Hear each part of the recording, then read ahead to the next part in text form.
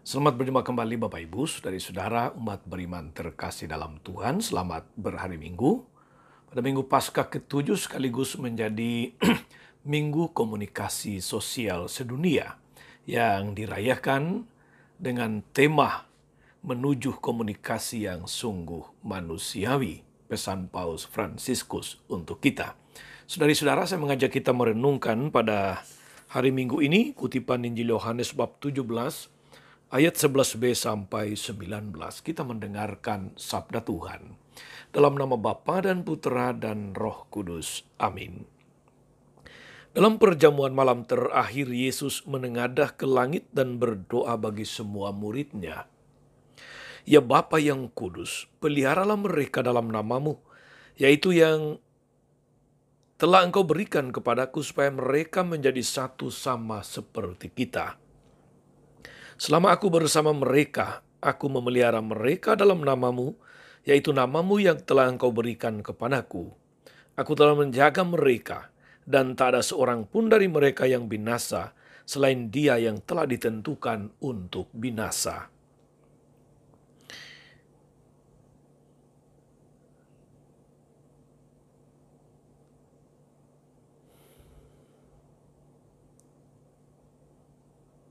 Supaya genaplah yang tertulis dalam kitab suci. Tetapi sekarang aku datang kepadamu. Aku mengatakan semuanya ini sementara aku masih ada dalam dunia, supaya penuhlah sukacitaku di dalam diri mereka. Aku telah memberikan firman-Mu kepada mereka, dan dunia membenci mereka, karena mereka bukan dari dunia, sama seperti aku bukan dari dunia. Aku tidak meminta supaya Engkau mengambil mereka dari dunia, tetapi supaya Engkau melindungi mereka dari yang jahat. Mereka bukan dari dunia, sama seperti aku bukan dari dunia. Kuduskanlah mereka dalam kebenaran, firman-Mu adalah kebenaran.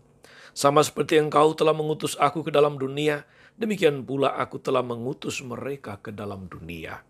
Dan aku menguduskan diriku bagi mereka, supaya mereka pun dikuduskan di dalam kebenaran.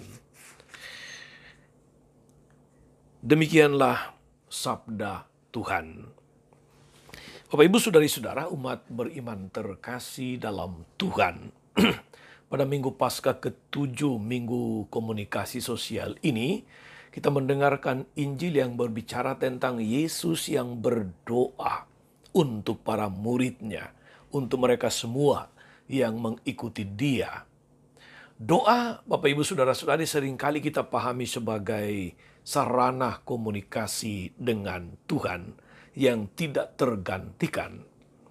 Secanggih dan semaju apapun teknologi, doa tetap tidak tergantikan oleh HP, oleh Android, oleh internet, dan lain sebagainya. Kita kadang-kadang bisa merasa terkejut, juga bisa merasa lucu Bapak Ibu Saudara-saudari, ketika orang misalnya membuat kalimat-kalimat yang menggelitik. Seperti ketika dulu misalnya BlackBerry masih viral, belum tergantikan oleh Android dan iPhone seperti sekarang ini, ada yang menulis di media sosialnya begini, Tuhan minta PIN BB-nya dong. Itu menggelitik. Karena seakan-akan orang bisa berkomunikasi dengan Tuhan lewat BlackBerry Messenger waktu itu. Dan kemudian saudara-saudari ada pertanyaan-pertanyaan yang lucu, menggelitik juga. Pertanyaan umat, orang muda kepada imamnya dengan misalnya sebuah pertanyaan begini. Pastor, boleh tidak kita mengaku lewat Facebook? Mengaku dosa? Boleh tidak mengaku dosa lewat WhatsApp dan sebagainya? Pertanyaan-pertanyaan yang masuk akal berkaitan dengan perkembangan media komunikasi yang luar biasa saat ini. Tetapi ingatlah saudara-saudari, kontak virtual apapun itu tidak pernah bisa menggantikan kontak manusiawi, perjumpaan manusiawi. Belum lagi kemudian ada yang bertanya, boleh tidak kita mengikuti misa lewat televisi atau live streaming? Tentu saja boleh pada masa-masa tertentu. Misalnya seperti ketika masa pandemi COVID, perjumpaan berkumpul di satu tempat yang sama dilarang untuk menghindari kemungkinan menjangkiti atau terjangkit virus melalui kontak atau melalui kedekatan antar pribadi. Karena itu saudara-saudari, kita memang bersyukur atas perkembangan teknologi komunikasi yang luar biasa. Tapi dengan catatan sekali lagi, apapun bentuk teknologi komunikasi yang berkembang dan membantu manusia, tidak pernah menggantikan yang namanya perjumpaan pribadi juga dengan Tuhan.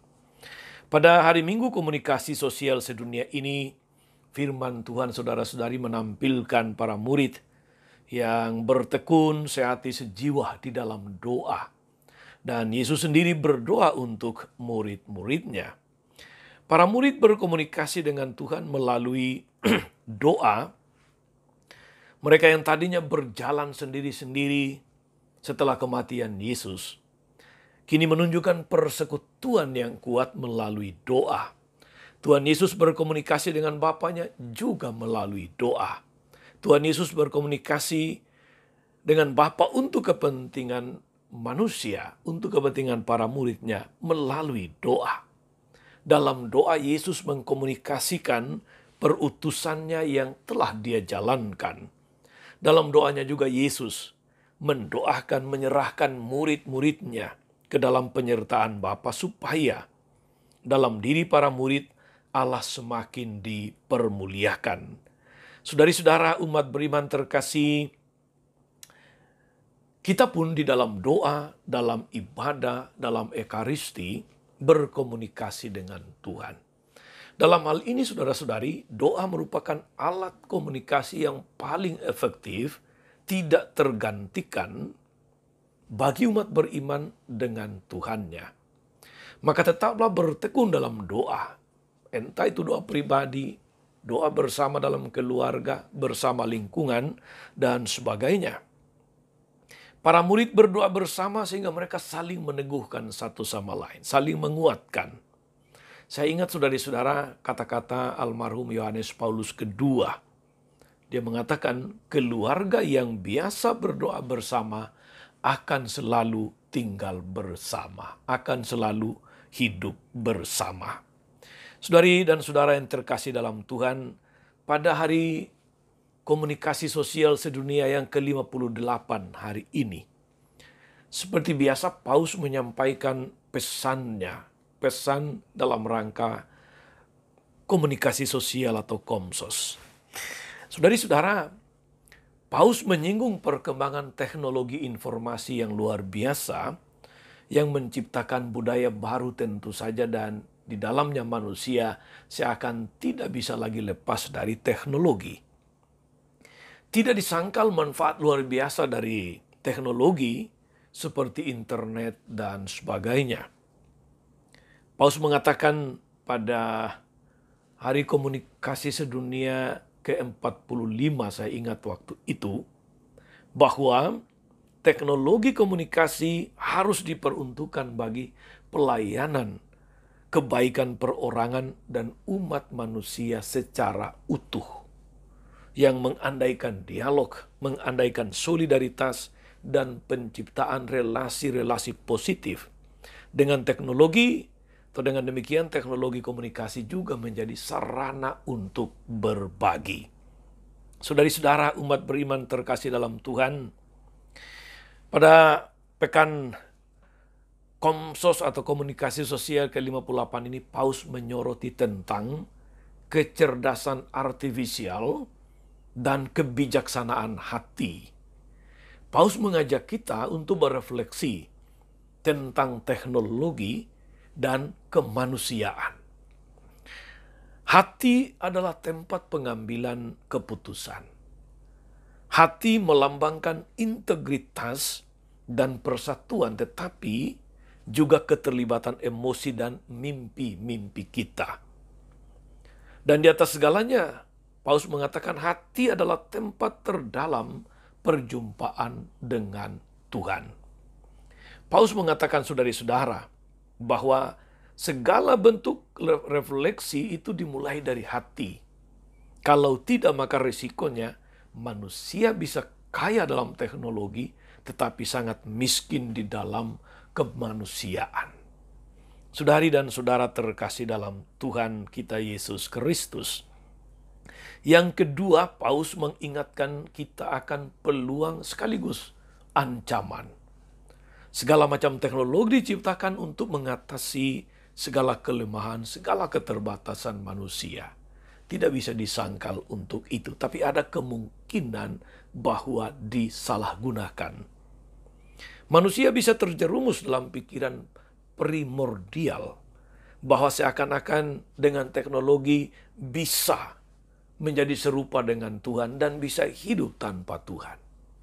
Awas akan bahaya ini. Orang bisa menjadi kehilangan imannya karena perkembangan teknologi. Teknologi dikembangkan untuk membantu manusia. Dapat menjadi sarana untuk melayani penuh kasih, tapi juga bisa menjadi alat untuk memusuhi sesama. Paulus ingatkan tentang misalnya fenomena berita-berita palsu, hoax, fitnah, bullying, melalui penggunaan media komunikasi, teknologi komunikasi. Berita-berita palsu yang merendahkan martabat sesama lewat fitnah, lewat macam-macam hal yang di-upload di media sosial yang tanpa verifikasi, tanpa kebijaksanaan hati. Dan yang ketiga, saudara-saudari, Paulus mengajak kita semua untuk bertumbuh bersama dalam kemanusiaan sebagai manusia. Paulus katakan bahwa teknologi informasi tidak bisa dipisahkan dari berbagai relasi kehidupan. Informasi terkait tidak hanya tentang data, tetapi juga tentang pengalaman-pengalaman manusia, pengalaman manusiawi. Oleh karena itu butuh kepekaan pada wajah dan ekspresi-ekspresinya yang berupa kasih sayang dan saling berbagi. Teknologi bagus untuk memudahkan banyak hal, tetapi perlu waspada bahwa manusia itu bukan sekedar data. Manusia bisa menjadi mangsa kepentingan, menjadi mangsa kekuasaan pasar. Ingat, saudari-saudara, fenomena SMS berantai yang kadang-kadang orang menerima, tidak mencerna, tidak menganalisa, tidak dengan hati, lalu meneruskan begitu saja. Apalagi kalau kemudian di situ ada catatan paling akhir bahwa kirimkan ke 20 orang, maka Anda akan melihat mujizat terjadi pada hidup Anda dan sebagainya. Hal-hal macam begitu. Paulus mengajak kita untuk waspada. Belum lagi penggunaan teknologi informasi, media komunikasi untuk macam-macam, katakanlah itu perilaku-perilaku yang merendahkan martabat manusia. Perilaku-perilaku yang menggunakan media komunikasi untuk tujuan-tujuan jangka pendek, yang justru menjerumuskan, yang justru menyesatkan. Katakanlah judi online, katakanlah belanja online yang tidak terkontrol, itu bisa menjadi sebuah penyakit. Karena sudah banyak contoh di mana keluarga-keluarga disusahkan oleh karena ada anggota keluarga yang tidak kontrol terhadap belanja online.